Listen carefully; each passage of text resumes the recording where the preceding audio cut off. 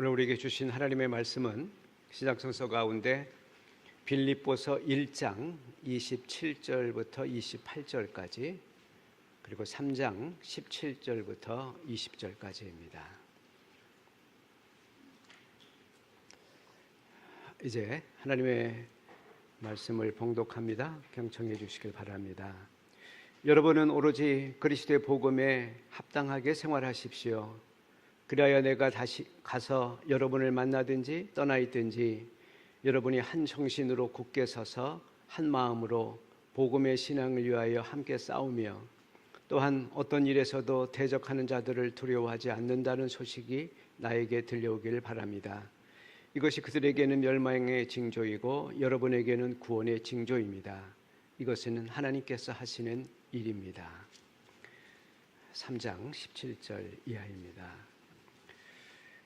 형제자매 여러분, 다 함께 나를 본받으십시오. 여러분이 우리를 본보기로 삼은 것과 같이 우리를 본받아서 사는 사람들을 눈여겨보십시오. 내가 여러분에게 여러 번 말하였고 지금도 눈물을 흘리면서 말하지만 그리스도의 십자가의 원수로 살아가는 사람이 많이 있습니다. 그들의 마지막은 멸망입니다. 그들은 배를 자기네 하나님으로 삼고 자기네 수치를 영광으로 삼고 땅의 것만을 생각합니다. 그러나 우리의 시민권은 하늘에 있습니다. 그곳으로부터 우리는 구주로 오실 주 예수 그리스도를 기다리고 있습니다. 아멘. 장덕회 목사님이 나오셔서 폴리튜마 우리의 시민권은 하늘에라고 하는 제목으로 말씀 전해주시겠습니다.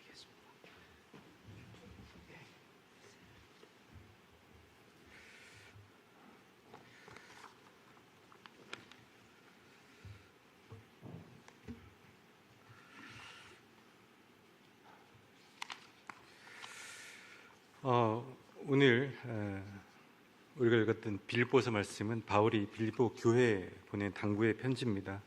바울의 여러 가지 권면이 담겨져 있는데 3장에 보면 18절에 십자가의 원수라는 표현이 나옵니다. 그들의 마지막은 멸망으로 맞춰질 것이라고 19절에서 이야기하고요. 그분들의 문제는 뭐냐면 땅의 것만을 생각한다는 것입니다. 그래서 20절에서 바울이 이렇게 얘기합니다. 우리의 시민권이 하늘에 있음을 잊지 말라, 이렇게 당부를 합니다. 오늘 20절에 본문 20절에 시민권이란 단어가 나오는데 이 원래 헬라어 원문이 폴리튜마라는 단어입니다. 제가 설교 제목에 이 단어를 넣을까 말까 고민을 좀 하다가 넣었는데 꼭 넣어야 될 것 같아서 넣습니다. 익숙하지 않은 표현인데 이제 그리스어 폴리튜마라는 단어를 이제 시민권으로 우리 한글 성경은 번역을 했습니다.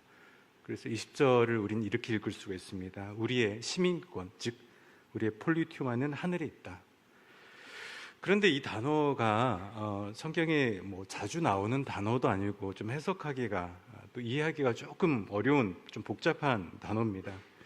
이 단어가 사전적 의미로는 그 자발적 정치 행동을 수행하는 집단 조직 또는 하나의 자치적 공동체라는 의미가 있다고 합니다. 그래서 동일한 사상을 가지고 동일한 신앙과 정신을 공유하고 있는 집합체라는 의미가 있다고 합니다.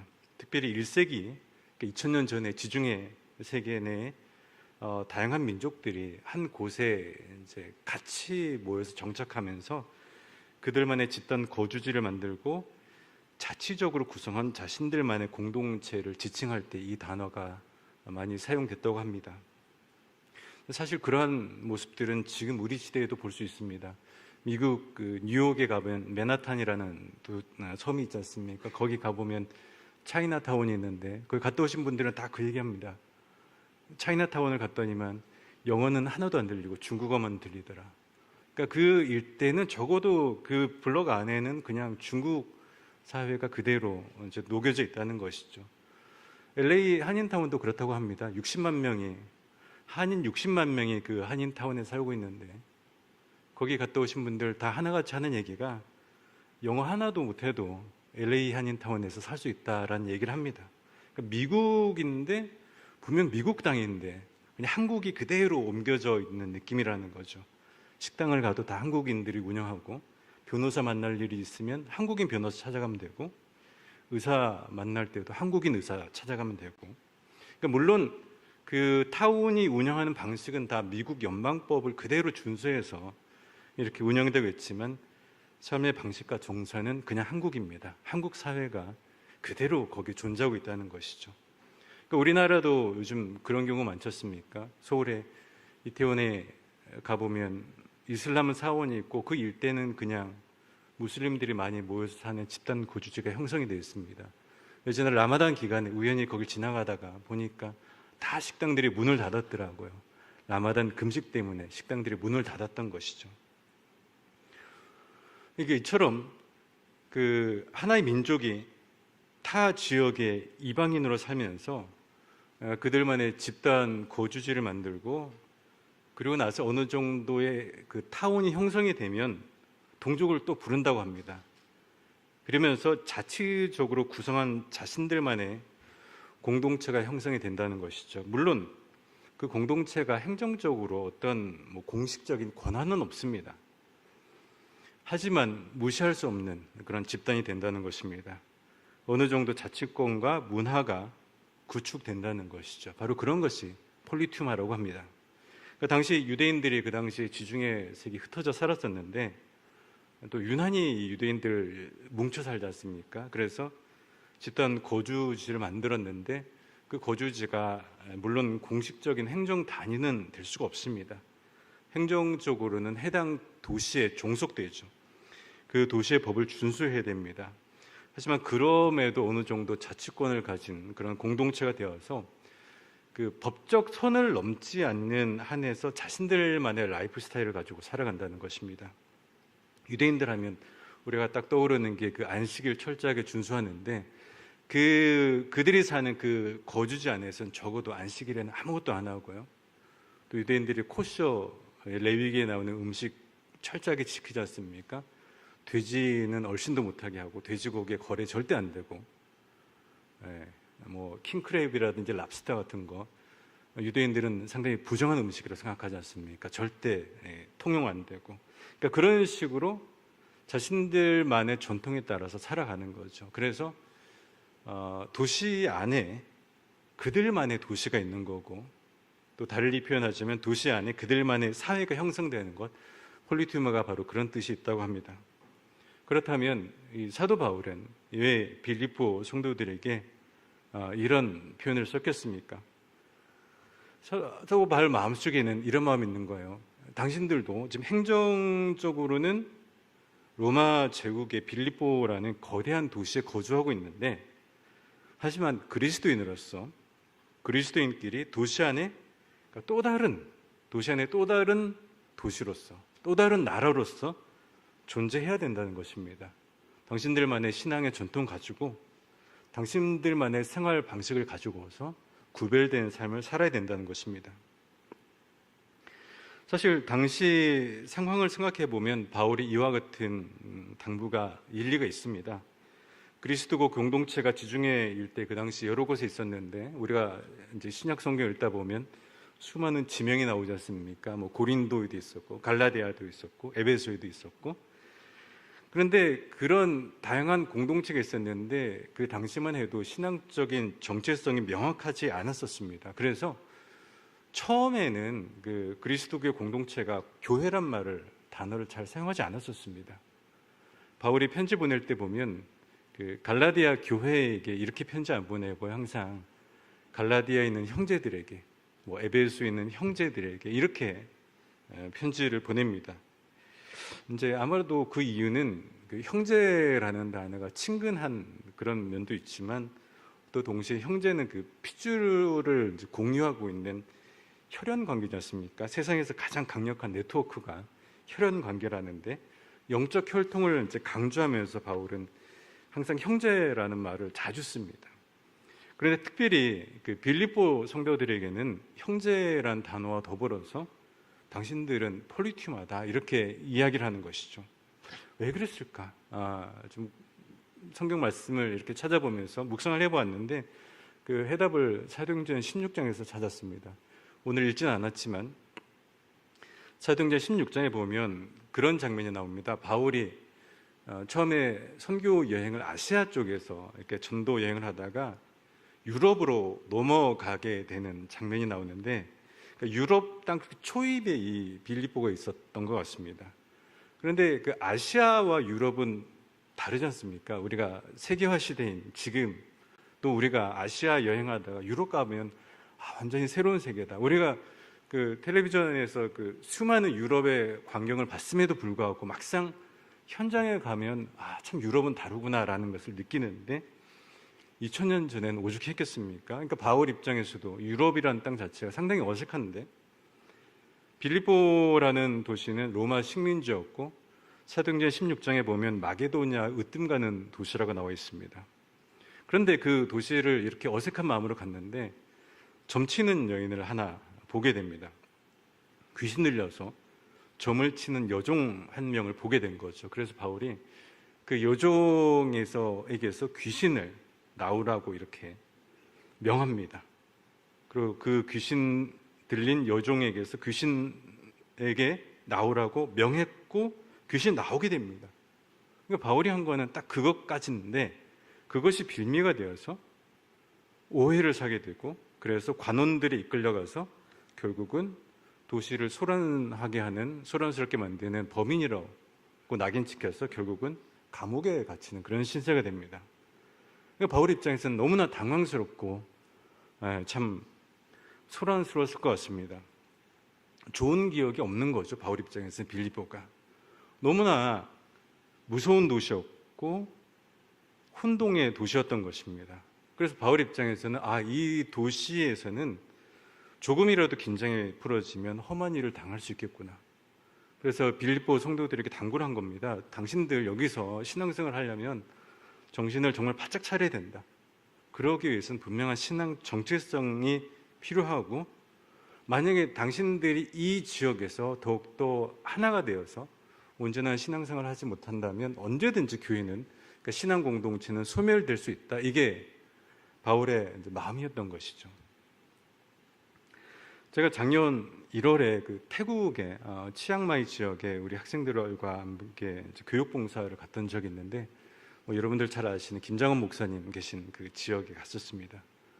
네, 태국도 그 지역을 우리 교우분들도 또 다녀오셨고 잘 아시겠지만 불교 인구가 한 95% 정도가 되고 기독교는 딱 1%라고 합니다. 네, 그 당시 이제 김장원 목사님 만났던 그 미팅 장소가 그 치앙마이라는 도시 안에 있는 작은 신학교에 있었어요. 그래서 차를 타고 그 신학교를 향해서 가는데 어느 순간부터인가 그 길거리에 계속해서 교회가 보이기 시작하고요. 계속해서 이제 사찰이 보이다가 어느 지역을 가니까 이제 교회가 막 보이기 시작하고, 병원도 크리스찬 병원이고 서점도 크리스찬 북스토어가 있고 막 그런 한 블록이 있었습니다. 그래서 물어보니까 유래가 있다고 해요. 예전에 그 서양 선교사들이 태국 땅에 처음 와서 선교를 하면서 그 일대 땅을 사고 그 일대 교회를 세우고 그 일대 신학교를 세우게 됐다는 것이죠. 마치 우리 남장로교 선교사들이 이 오정동의 땅을 구매하고 이곳에 교회를 세우고 학교를 세웠던 것처럼 서양 선교사들이 그 당시에 태국 땅에 그렇게 했다는 것입니다. 참 인상적이었었습니다. 온통 사찰로 가득한 지역이 있는데 한 블럭은 교회가 있고 그 가운데 신학교가 있고요. 그곳에서는 찬양의 소리가 울려 퍼지고 말씀 읽고 또 기도하는 소리가 전해졌습니다. 그분들과 이렇게 태국의 현지인들과 대화하면서 상당히 제가 중요한 것을 배우게 됐는데, 그분들의 정체성은 분명히 태국 국민이기 때문에 태국 국왕을 섬기는 국민으로서 태국이란 나라에 충성을 다하고 또 치앙마이 시민으로서 자신들은 세금 열심히 내고 법을 준수하면서 살아간다라고 이렇게 고백합니다. 하지만 동시에 기독교인으로서 그 안에서 영적 네트워크를 유지하면서 적어도 그 공간 안에서는 하나님의 나라가 임하도록, 그래서 그 공간이 하나님의 나라가 임하고 영적인 생명수가 흐르는 공간이 되기 위해서 그 안에서만큼은 그들은 열심히 기도하고 세상을 변화시키기 위해서 노력한다라는 그 이야기를 들었는데, 어쩌면 바울이 빌립보 성도들에게 원했던 자세가 바로 그런 모습 아니었을까라는 생각이 들었었습니다. 빌립보는 로마 식민지였었고 주변에 둘러보면 온갖 우상 신전이 가득한 도시였었습니다.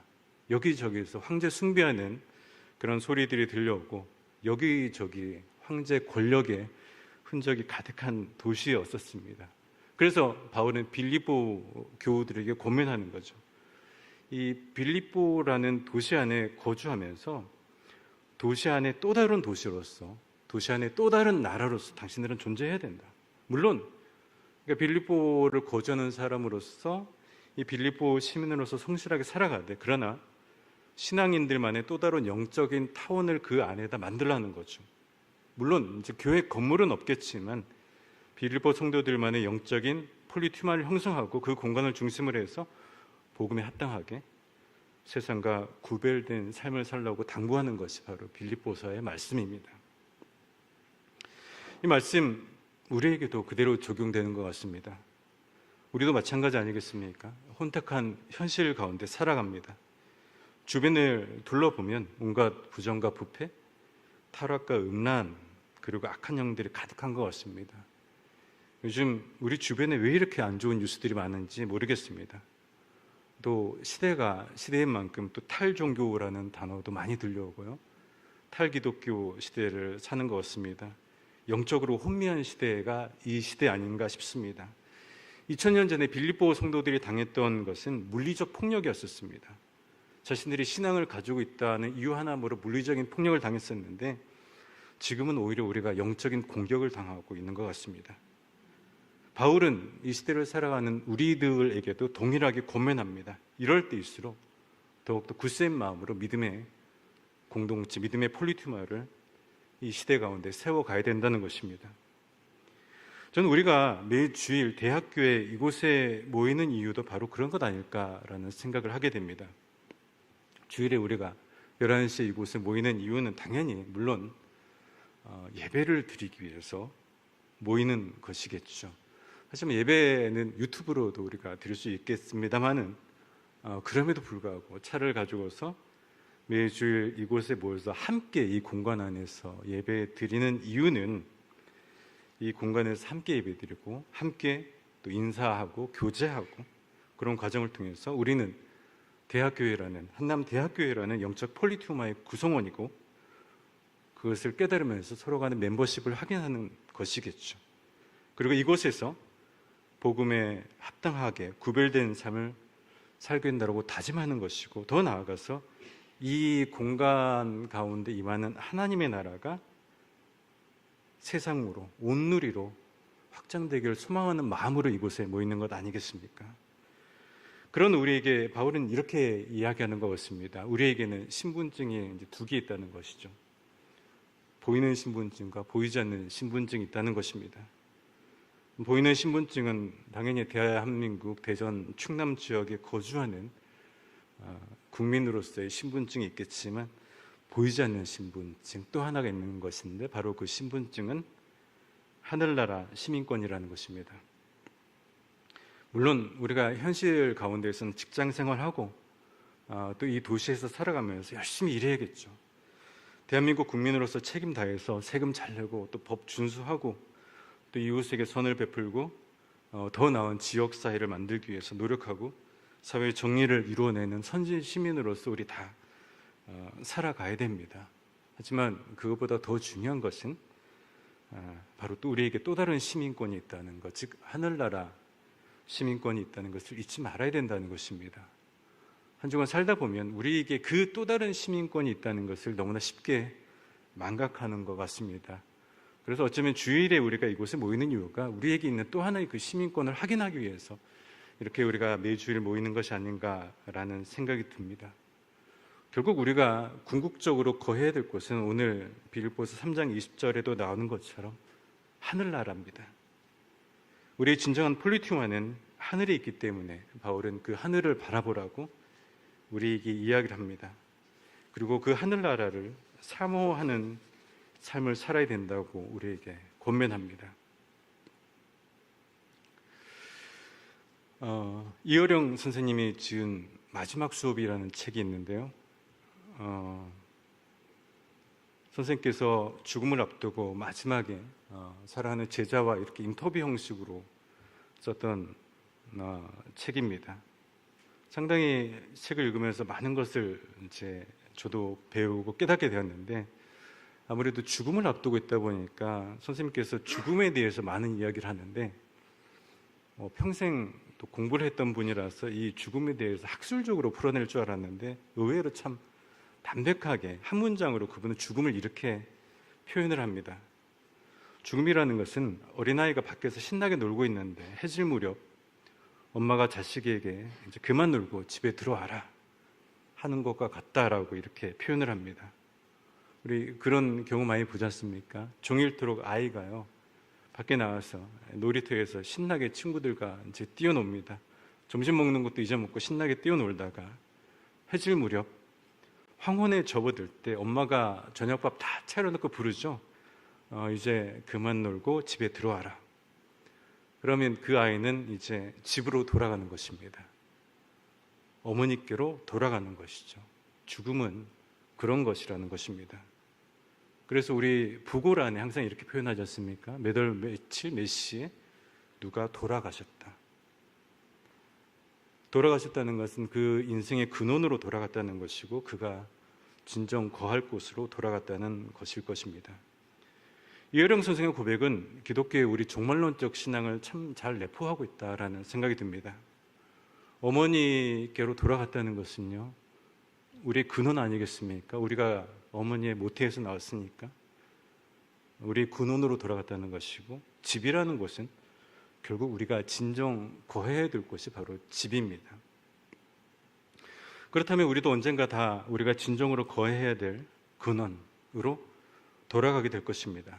지금은 마치 해가 중천에 떠서 우리는 다 놀이터에서 놀고 있는 어린아이와 같은 것 같습니다. 그러나 각자의 때가 되면 하나님께서 한 사람씩 한 사람씩 부르시겠죠, 하늘나라로. 그리고 그곳에서 언젠가 우리는 또 다시 다 만나게 될 것입니다. 그리고 우리는 그곳에서 하나님 나라 시민으로서 우리는 영원히 살게 될 것입니다.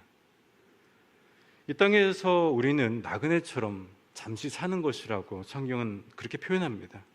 다만 이 땅에서 사는 동안 우리 모두는 그 하늘나라를 소망하고 현실 속에서 그 비전을 공유하는 집단으로서 한남대학교회라는 하나의 공동체, 폴리투마를 형성하고 존재하는 것일 것입니다. 차가운 현실 가운데 살고 있지만 우리 모두는 하늘나라를 소망하는 공동체이기 때문에 우리는 더욱더 구별된 삶을 살아야 됩니다. 설교 초반에 제가 폴리투마라는 이 딱딱한 단어를 정리하면서 제가 이렇게 말씀드렸습니다. 도시 안에 존재하는데 도시 안에 존재하는 또 다른 도시, 또 다른 사회로서 사는 집단이라고 했는데, 그렇다면 우리가 이 세상 속에 살면서 어떻게 우리가 구별된 삶을 살아야 되겠습니까? 그 질문에 대해서 사도 바울은 1장 27절에서 미리 우리에게 힌트를 줍니다. 우리가 오늘 제가 본문을 두 군데 읽었는데 1장 27절에서 바울이 이렇게 권면을 합니다. 여러분은 오로지 그리스도의 복음에 합당하게 생활하십시오 라고 권면을 합니다. 사실 작년 6월에도 이문규 목사님께서 이 말씀을 가지고서 그리스도의 복음에 합당하게 라는 제목으로 말씀을 전해서 참 마음에 깊은 여운이 남았던 또 메시지이기도 한데, 우리 그때 말씀을 다시 한번 또 마음에 새기면서 1장 27절을 한번 봤으면 좋겠습니다. 그리스도의 마음에 복음에 합당하게 생활하라고 했는데, 이 생활이라는 단어도요, 그 폴리티우마랑 똑같은 어원의 표현입니다. 폴리티우마이라는 단어인데, 그러니까 의역하자면 이런 거죠. 폴리티우마 구성원이라면 다르게 살아야 된다는 거예요. 그 다르게 사는 것은 바로 그리스도의 복음에 합당하게 살 때 다른 생활이 될 수 있다는 것입니다. 그러면서 1장 17절에서 강조하는 단어는 바로 한 마음, 한 정신입니다. 바울은 이렇게 권면합니다. 여러분을 만나든지 떠나 있든지 여러분이 한 정신으로 굳게 서서 한 마음으로 복음의 신앙을 위해서 함께 싸우기를 소망한다라고 이렇게 이야기를 합니다. 한 정신으로 한 마음으로 함께 싸우기를 원한다는 것이죠.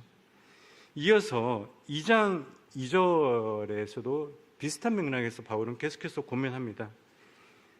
빌립보서 2장 2절에 보면 같은 생각을 품었으면 좋겠다라고 고민을 합니다. 서로 안에 분열이 생기는 것이 아니라 같은 생각을 품고 같은 사랑을 가지고서 뜻을 합하여서 한 마음이 되었으면 좋겠다. 교회 공동체에게 그렇게 권면을 합니다.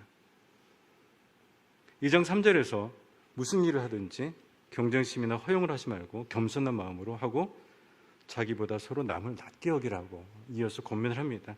한 마음을 품기 위해서는 겸손한 마음, 또 자기보다 서로 남을 더 높이 여기는 그런 마음이 있어야 된다는 것이죠. 4절에서 여러분은 자기 일만 돌보지 말고 또 서로 다른 사람들의 일도 돌볼 수 있는 그런 넓은 마음, 넉넉한 마음이 있어야 된다라고 고민합니다. 왜냐하면 그 마음이 바로 5절에 나오는 것처럼 그리스도 예수의 마음이기 때문에 그렇습니다. 바울은 이와 같은 메시지를 통해서 척박한 현실 가운데 살고 있는 빌립보 교회 성도들에게 진심으로 이렇게 충고를 하고 또 권면을 합니다. 빌립보 교회 현실 참으로 참 척박했습니다. 말씀드렸듯이 주변에 둘러보면 온갖 황제 숭배를 하는 신전들, 우상의 신전들이 가득한 그런 곳이었습니다. 행동 하나 잘못하면 감옥에 쉽게 끌려갈 수 있었던 상황이었고, 자칫하면 박해를 당하고 또 모진 봉변을 당할 수도 있는 그런 현실 가운데 살고 있는 빌립보 성도들에게 그 도시 안에 또 하나의 작은 섬처럼 당신들이 존재한다 할지라도 그 공동체를 굳세게 세워가라고 고면을 합니다. 바울은 이렇게 얘기합니다. 당신들이 하나의 폴리투마가 되어서 한 마음으로 또 같은 생각을 가지고서 뜻을 합하여서 굳건히 서서 건강한 공동체, 하나님의 나라를 만들어가라고 고면합니다. 그렇게 되기 위해서 늘 서로를 돌아보고 또 겸손한 마음으로 서로를 섬기고 살아야 된다라는 것이죠. 이것이 빌립보서 1장과 2장을 통해서 바울이 고면하는 말씀입니다. 이 메시지는 우리 시대 또 우리 모든 교회, 이 시대 모든 영적 폴리투마를 향한 하나님의 메시지이기도 하고 더 나아가서 또 우리 교회를 향한 메시지이기도 할 것입니다. 우리 모두는 이 땅 위에서 하늘을 소망하면서 하늘나라를 기대하면서 살아가는 존재들입니다. 주님께서 부르실 그날까지 우리는 이 땅 가운데서 또 각자 처소에서 최선을 다해서 살아야 됩니다. 다만 우리가 그러한 동일한 비전을 품었기 때문에 하나님께서 우리를 하나의 공동체로서 세워주셨다는 것을 기억해야 될 것입니다. 한마음 한뜻으로 건강한 공동체를 만들어가면서 하늘나라의 삶을 이 땅 위에서 미리 살아내는 우리 모두가 될 수 있길 바랍니다. 그래서 그 폴리투마라는 그 구성원답게 복음에 합당하게 살아가는 우리 모두의 한 주간의 다 삶이 될 수 있기를 바랍니다. 기도하겠습니다. 거룩하신 하나님 아버지, 오늘 우리에게 귀한 말씀 허락하심에 감사를 드립니다. 우리의 시민권은 오직 하늘에 있음을 마음에 새기고 우리가 현실에 굴복하지 않고 하늘 아버지의 거룩한 뜻에 합당하게 이 땅의 삶을 살아가는 우리 모두가 다 되게 하여 주옵소서. 예수 그리스도 이름 받들어 기도합나이다.